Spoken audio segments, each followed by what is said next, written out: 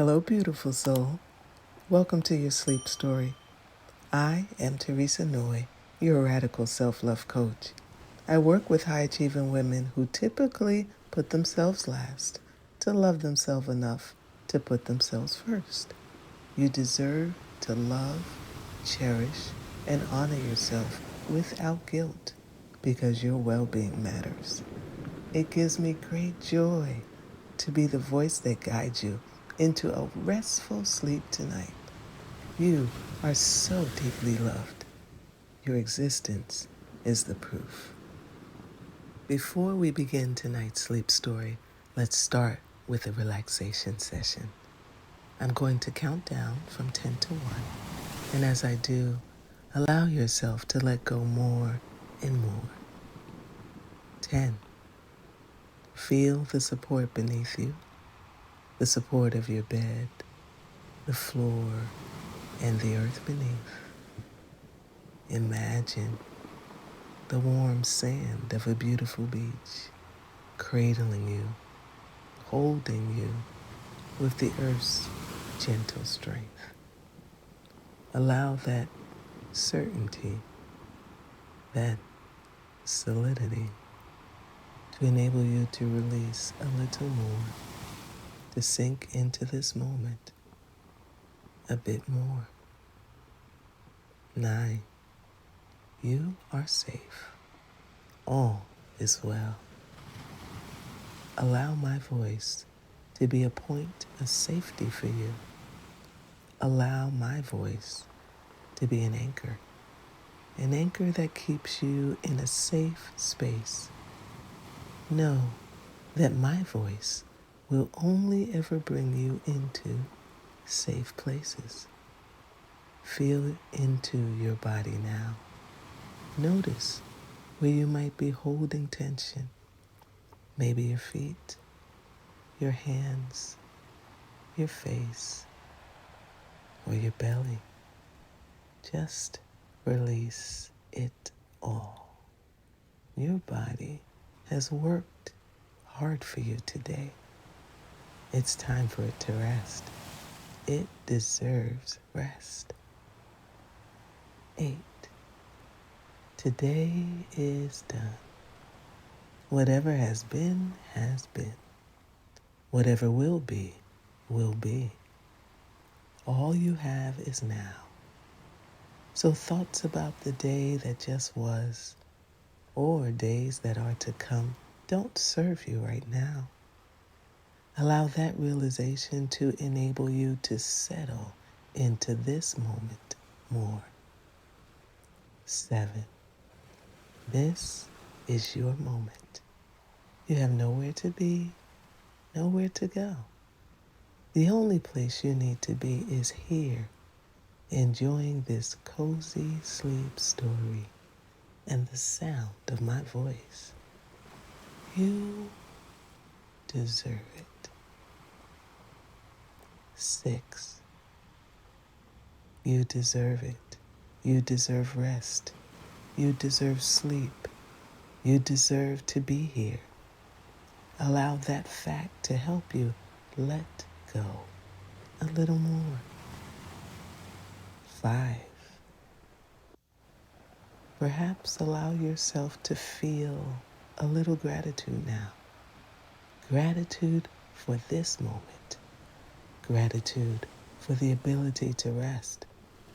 Gratitude for the simple things. Your breath, the shelter you have tonight, the opportunity to switch off in a place of safety. 4. Embrace the coziness of this moment, the coziness of lying down in a safe space, moving towards sleep in the beautiful act of storytelling. 3. Begin to engage with your imagine now. Engage with your imagination. Picture a beach in the Caribbean, a secluded spot on the beautiful island of Barbados, isolated from the rest of the world, or another favorite spot that you may have. Allow yourself to engage. Bring that picture to mind and check in with your body again. Make sure you're not holding tension anywhere. Release and allow yourself to sink a little deeper to completely let go now as I tell you tonight's sleep story. The Hidden Bookstore by the Sea. Chapter 1, The Door with the Sea in Its Hinges. It happened on a day that had asked for nothing extraordinary. A day soft as chamomile, stirred only by the breeze and the distant hush of the tide. The kind of day that slips in unnoticed and lingers gently, like steam curling from a morning cup of tea. On such a day she wandered, not to chase answers, but to rest from questions.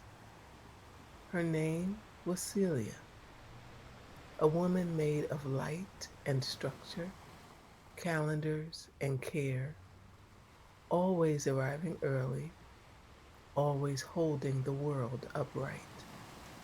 But today she walked with no direction, just her sandals, a cotton dress, and the sea unfolding beside her like a lullaby written in waves. The path she followed was not one she had known. It had appeared like a secret kept by the land itself. Worn stone steps that led down a slope behind a wild tangle of seagrass and dune flowers. She might have missed it entirely had it not been for a gull's sudden cry and the way the wind curled around her ear as if whispering, "This way." And there it was, tucked into the cliffside like a sigh, barely bigger than a cotton kitchen, stood a bookstore. Its shingles were salt streaked and curling at the edges like the pages of an old love letter. Blue paint flaked from the wooden door, and a tiny sign hung crookedly above the frame. Whispers and Wonders. Celia stood still. There was no one else in sight, just the ocean, inhaling and exhaling with slow precision. She placed her hand on the door's brass handle, cool and weathered, like it had welcomed many before her, and pushed gently. The door opened with a sound like the sea breathing through its hinges. Inside, the air was warm and a little bit dusty, like the scent of memory itself. The wooden floor creaked beneath her step, not in protest, but as though acknowledging her presence with quiet affection. Shelves hugged every wall and leaned slightly, full of mismatched books that looked as though they had stories behind their stories. It wasn't grand, it wasn't trendy, but it was beautiful. In the soft golden light that slanted through salt speckled windows, the dust danced like tiny stars on holiday. A kettle sat on a table in the corner beside a teacup already steeping, though no one else seemed to be there. She tilted her head, listening. Somewhere, faintly, she heard the rhythmic heartbeat of the tide pulsing through the floorboards. Celia felt herself soften. She walked deeper into the store, her fingertips brushing the spines as she passed, velveted with time, cracked like aged bark. Some titles she recognized from childhood, Others seemed written just for her, though she'd never seen them before. Every book, it seemed, carried a hush, a secret, a breath. Then she noticed it, a book on the center table. Its cover was simple, no title, just an embossed wave curling around a tiny golden moon. She opened it gently. No ink, no words, only a soft shimmer across the page as though waiting for her thoughts to fill it. And in that shimmer, a question formed. Not one she read, but one she felt. What would it be like to stop chasing clarity and simply receive it? The question did not demand an answer. It only settled into her chest like warmth into a blanket. She closed the book and sat in the nearby chair. One leg curled beneath her. The sea outside continued its lullaby. The light inside swayed like candle glow. Everything slowed. Celia had stumbled upon something, something outside time and urgency, a place where the ordinary became sacred, where the whisper of waves and words reminded her she was not lost.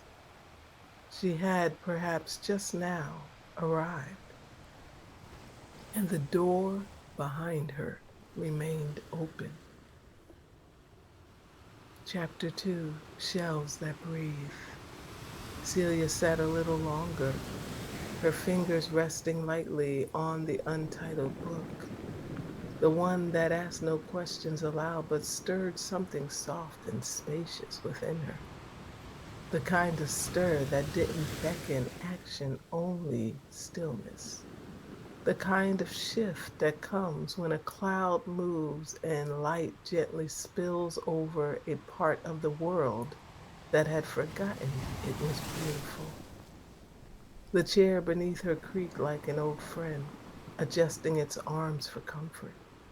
The longer she sat, the more the bookstore seemed to settle around her, as if recognizing her not as a visitor, but as someone who had always been meant to find her way here. She rose slowly, the kind of movement that honors the moment before and invites the one ahead. Her feet made no hurry. There was no rush here, only the rhythm of her breath and the sea outside, now sounding like a lullaby being hummed by the earth itself. She wandered further into the bookstore, where the light grew even softer, dappled through glass that held onto a century of salt and wind. The walls seemed to bend slightly inward, not claustrophobic, but close in the way a hug feels, tender, intimate, like the room was listening. One shelf in particular called to her. It held no labels, no categories, just spines in every shade of ocean and dust. Some books leaned lazily to one side. Others stood tall, alert, like elders, ready to speak only if invited. Celia let her hand hover, then land gently on a deep green book with edges worn like beach stones.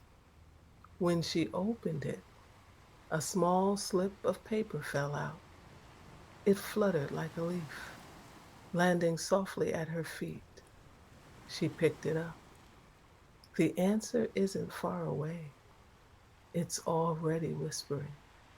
Listen with your heart, not your hurry. She smiled, not from amusement, but from recognition. It wasn't advice, it was permission. Celia tucked the slip into her pocket like a seashell. She moved from shelf to shelf, not searching, simply noticing. Some books, when opened, released a faint scent of lavender or lemon zest or the musky warmth of summer rain on stone. Others shimmered when touched as if sunlight lived between their pages. She came to a low shelf near the back, where the books sat in gentle disarray. She knelt, brushing a little sand from the floor. How it had gotten there, she didn't know, but it made sense. This place breathed with the sea. One book caught her eye. It was small, wrapped in faded blue linen, the color of morning just before dawn. Inside, the pages were filled with hand-lettered script, not English, but in a language her mind didn't recognize and her soul somehow understood. She didn't need to translate it. The energy of it washed through her like tide over stone. And then a sound, not startling, not intrusive, a soft rustle like pages turning themselves. Celia turned toward the source. No one was there. But somehow the entire store felt alive, not haunted, but inhabited by stories, by memory, by a presence that was both ancient and endlessly new. She sat again this time on a rug that smelled faintly of orange peel and thyme. The quiet wrapped around her shoulders like a shawl knit from patience and peace. Outside, the sea rolled on and the sky began to tint with the gentle gold of late afternoon. A single feather drifted past the window. Inside, Celia let her breath deepen. She had nothing to figure out, no decision to make, only the permission to receive the calm already here. Every book, every scent, every flicker of light seemed to echo the same truth. You don't have to earn this peace. Just let it find you. And so she did. Chapter 3. The bookstore didn't follow the clock. It followed something quieter, something slower, as if time here had exhaled and spread itself thin like honey on warm bread. Celia felt that, the soft stretch of minutes, the way they didn't press forward but lingered, round edged and sweet. A gentle chime sounded from somewhere unseen, like the song of a wind bell touched by thought instead of wind. Celia stood, her body loose now, her shoulders no longer performing their usual duty of holding up the world. She followed the chime instinctively, as though it had been calling her from the moment she entered. It led her back to the shop, where a faded curtain hung like a whisper. She pushed it aside and found a sunlit nook, just wide enough for a table and two chairs. A teapot rested at the center, steam still curling in slow spirals like dancers waking from a dream. Beside it, a note in soft script: pour, sip, no rush. She obeyed, her movements reverent, as if this was more than tea, maybe a ritual, maybe a remembering. The teacup was porcelain, feather thin, with cracks so delicate they looked like golden threads woven by time itself. She poured and the liquid inside shimmered, not in a magical way, but in a deep, earthy way. like a stream catching light between stones. The scent was unfamiliar and soothing, notes of rose, sage, and something she couldn't name, like childhood laughter or the warmth of being truly seen. She lifted the cup to her lips and sipped. The warmth traveled slowly, unhurried in its descent, like a sunbeam down her throat. It settled somewhere behind her heart and stayed there, an ember of calm. Celia closed her eyes. In that stillness, a thought drifted in, not urgent, not loud, a wondering. What if I've already arrived at what I've been striving toward? It didn't land like a shock. It settled like snowfall, soft, quiet, undeniable. She opened her eyes again and noticed something she hadn't before. Books open on the walls, as though they were framed windows, not mirrors, not paintings, books. Pages paused mid thought, phrases hung like vines. Some beauty is too quiet to be caught. You are not behind, you are in bloom. Let joy be small and still, it counts. She read each line slowly, as though savoring a rare fruit.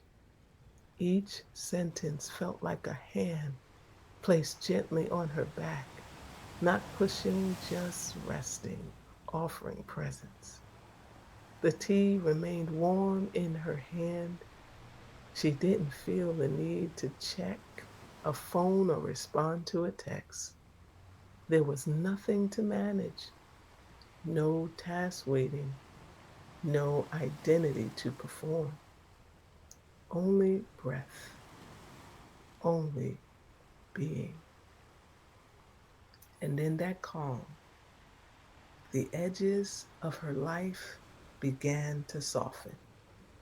The sharpness of deadlines, the ache of comparison, the hum of self imposed pressure, it all quieted, not disappeared, but disarmed, as though those things knew they had no voice in this place. Celia leaned back in the chair. Sunlight slanted through a round window above the table, dappling the floor in soft gold. The light caught the steam from her cup, painting it briefly in pastel hues. A butterfly, yes, a real one, fluttered past as if pulled in by the scent of stillness. And then she laughed, not loudly, not from humor, from recognition. This bookstore, this tea, this moment, it was showing her something she'd long forgotten. There is a version of you that doesn't hustle for love, prove your worth, or earn your rest. She sipped again, and for the first time in a very long time, Celia allowed herself to believe she could live from that version too. Chapter 4. The Quiet Staircase. The tea had done something more than warm her body. It had softened the inner static. The relentless worrying of what's next had gone still, as if the question had floated out to sea and fallen asleep among the waves. Celia stood slowly, her palms trailing along the worn edge of the table. The chair gave a satisfied creak as she left it behind. Her eyes drifted to a shadow corner of the bookstore she hadn't noticed before. A small staircase curled upward like a secret. The banister was smooth and slightly sun-bleached. and the first step looked as though it had been shaped by many feet and many years. There was no sign, no instruction, but the staircase felt like an invitation. She placed her foot on the first step, then another. The air grew cooler as she climbed, scented with lavender and old wood and the faintest trace of something floral, like dried petals pressed between the pages. Light filtered down from above, not harsh, but delicate, like moonlight poured through sheer linen. At the top, the space opened gently. It was not large, nor grand, just a quiet reading loft beneath the eaves, with low beams and slanted ceilings that made everything feel more intimate. The floor was lined with cushions and woven rugs, and in the far corner, a small window gazed out toward the sea. Celia stepped inside and sat by the window. The glass was slightly rippled, like the surface of a lake kissed by wind. Outside, the horizon stretched like a soft sigh. The sea and sky blurred together in shades of pewter and pearl. Seabirds looped slowly in the distance, their wings barely moving as if held up by grace alone. A small journal rested on a nearby stool, its cover embossed with waves and constellations. No lock, no name, just waiting. Celia opened it. Inside, the pages were filled not with stories, but with reflections, words left behind by those who had come before her. Not famous names, just people like her, travelers of the spirit, women with gentle questions, men with tender hopes. Each entry signed only with initials or sometimes a symbol, a feather, a spiral, a wave. She read slowly. I thought I needed to fix myself. I only needed to find a place where I could hear myself again, empty. I didn't know how tired I was until the stillness held me, a small drawing of a sleeping fox. I'm not searching anymore, I'm remembering. LH. The words wrapped around her gently, like a shawl of shared humanity. She picked up the pen, tucked into the spine, and paused. There was nothing she had to write, but her hand moved anyway, slow and steady, like a tide returning home. Today I listen, not to the noise, but to the hush beneath it. And in that hush, I found myself. See. She closed the journal and rested it on her lap, her fingers lingering on the soft edge of the page. Outside, the sky had begun to blush with evening, dusky rose and lavender bleeding into one another, the horizon holding its breath. There was no urgency here, no place to be but here, no task to complete but presence itself. She leaned against the windowsill, and something inside her unclenched. She had spent so much of her life climbing, ladder after ladder, rung after rung. But this little staircase in a sea-warm bookstore had led her somewhere entirely different. Not upward, but inward. Not to achievement, but to arrival.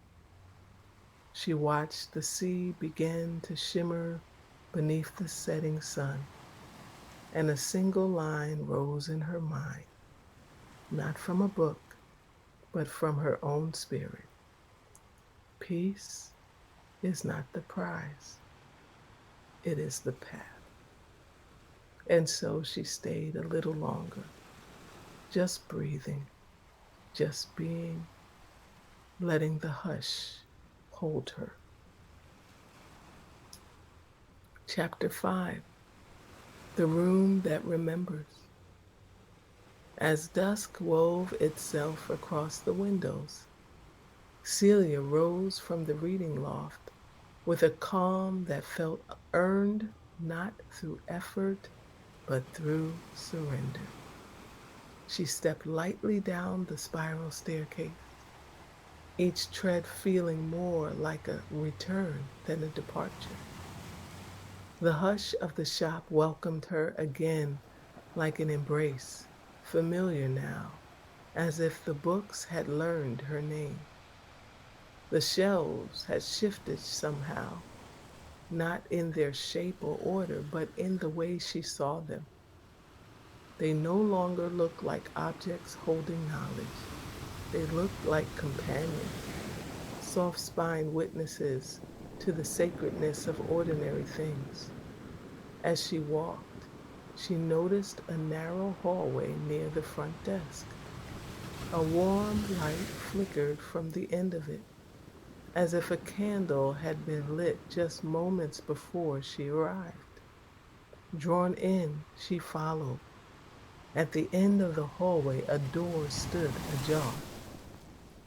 Pushing it open, she found a quiet room, small and square, with books lining the walls in no particular order. A cozy chair sat in the center, angled toward a fireplace where a single log crackled with a low, contented hum. The scent of clove and cedar drifted through the air like a lullaby. But what caught her eye were the objects on the mantel. They weren't grand, just little remnants of lives lived and loves remembered. A teacup with a chipped handle, a dried bundle of lavender tied with gold thread, a photograph of two women laughing mid-spin, their joy captured like sunlight in glass, a seashell curled tight like a listening ear. This was no ordinary room. This was a room that remembered. She stepped further in, careful not to disturb the stillness. Every object felt placed with intention, as if it had been waiting for someone to notice, not to explain, just to honor. On the wall, beside the chair, was a mirror, old and foxed with time. Celia caught her reflection in it, not the usual hurried glance she gave herself in passing, but a slow, quiet scene. Her hair, once carefully arranged, had relaxed. Her skin held the warm flush of peace, and her eyes, those ever searching, ever strategizing eyes, had softened. She looked like someone who belonged to herself. She sat in the chair, curling her legs beneath her, and exhaled slowly. The fireplace crackled in agreement. Something in her body, a deep, unspoken ache, eased. On the table beside her lay a small book, leather bound and feather light. She opened it to find a collection of single line entries. No names, just moments, like pebbles placed carefully along a path. I forgave myself in this chair.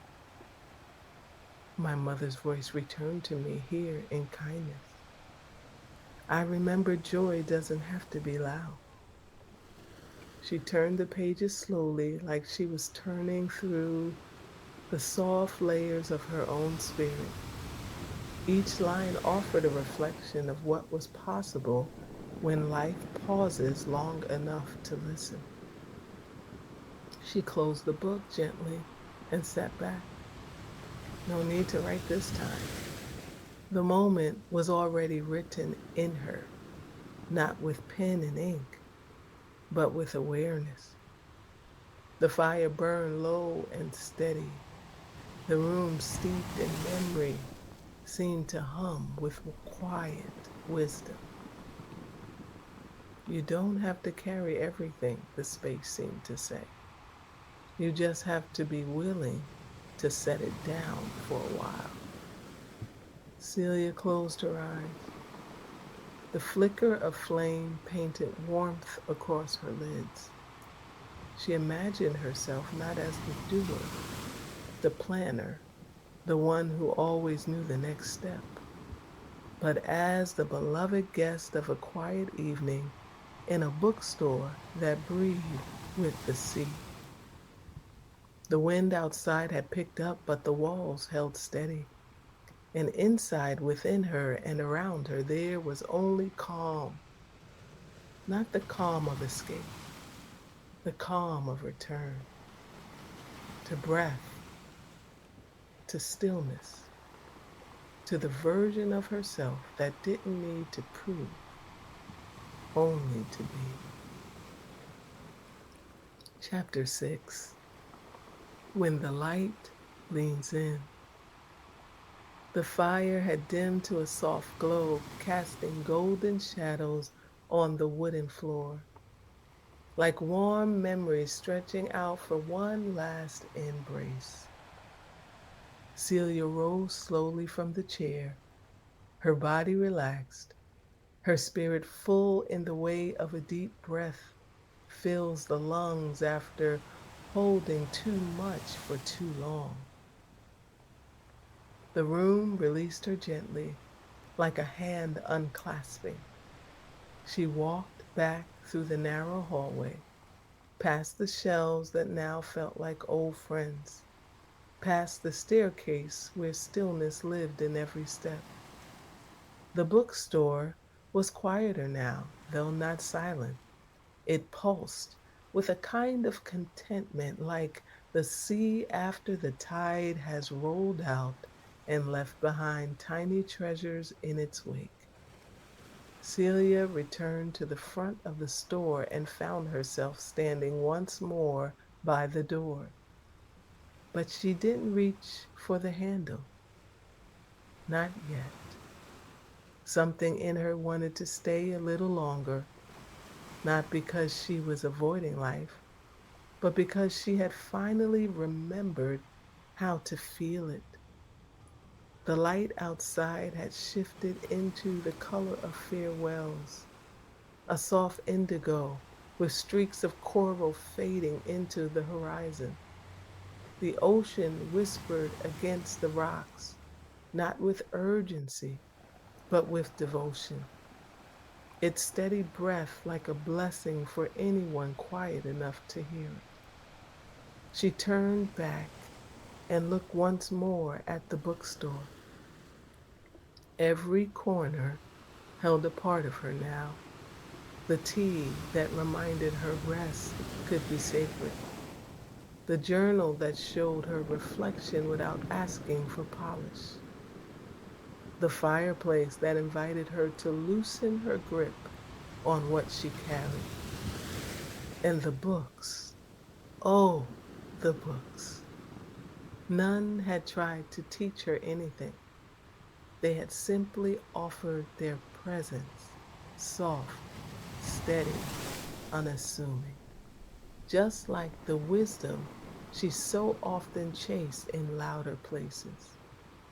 Celia felt no need to take anything with her, not even the little untitled book from the table, though she knew exactly where it sat. The gifts she had received weren't meant to be packed. They were already inside her. The knowing, the quiet, the arrival. She smiled, then finally placed her hand on the door.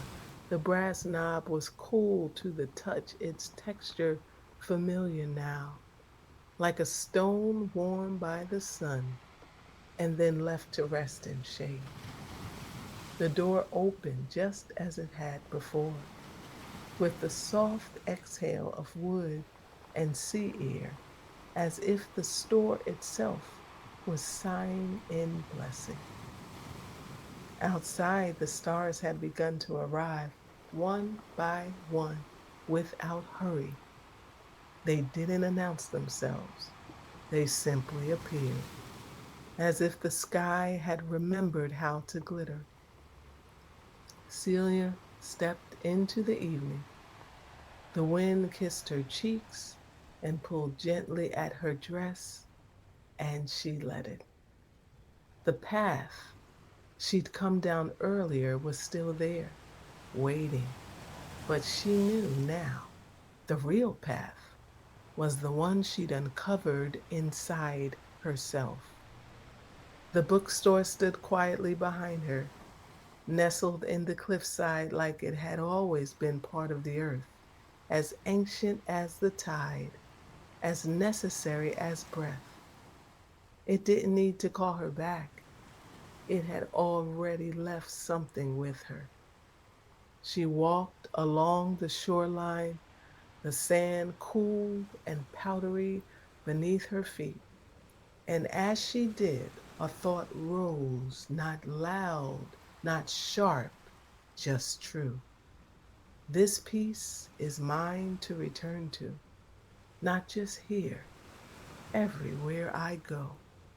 And with that, Celia walked on, slower than before, softer than before, but fuller, not because she had solved anything, but because she had remembered something. She had remembered herself.